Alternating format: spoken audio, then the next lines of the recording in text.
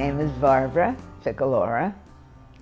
I taught for 27 years, happily, and I was a teacher in Bayshore, Long Island, and in PS 13 in Queens, and PS 89 in Queens, and retired, I think it was 1987. But I hear from a lot of my kids to this day on Facebook, and they call me and they come to parties, and we got together in the city. But I'm close to a lot of my kids, so I must have done something right. I think a good teacher has one thing in mind. She cares deeply about her kids, and they care about her. It's like a family. When we start school in the fall, each kid will find his or her name on the door, and then we go from there. We're a family, and we grow together, and we learn together, and we encourage each other. And the one word I could use for all of this is love. There's a great deal of love and excitement and a curiosity, and an interest in learning, and an interest in everything around them. My kids came from all over the world.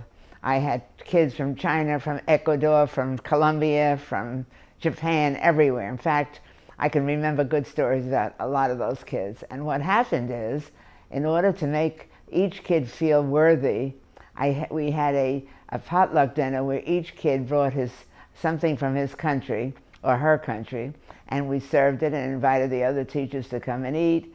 And the children waited until everyone was served, and then they ate, and they learned manners, they learned respect for other countries, and it was a wonderful potluck dinner from all over the world.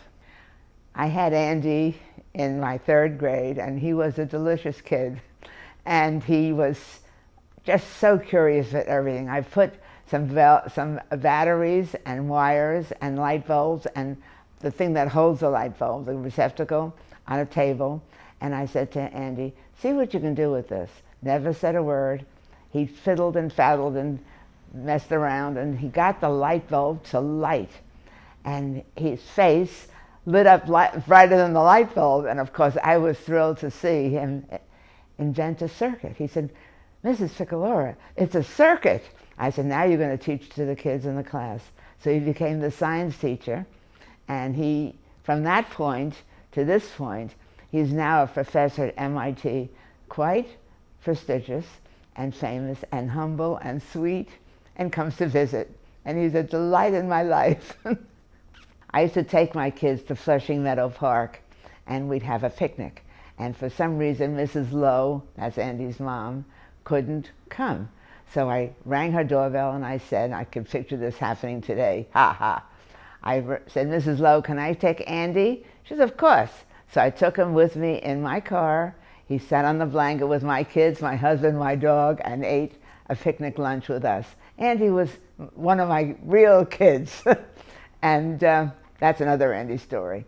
And there's another Andy story, I don't know if he remembers this, but I taught gifted and talented kids for the last 8 or 9 years of my teaching time. And Andy, there was a conference over at the Plaza Hotel in New York, and I went to the Plaza Hotel, and I walked into the lobby, and I hear a voice going on and on and on behind a screen. And I turn around, and who was doing that? It's my Andy. And what's he doing? He's talking about the life cycle of a fruit fly or something. And I said, here is my Andy making a speech to all those people. And he looked up and he saw me. He said, see that lady? With a battery and a couple of bulbs, she made me a scientist. That's a true story.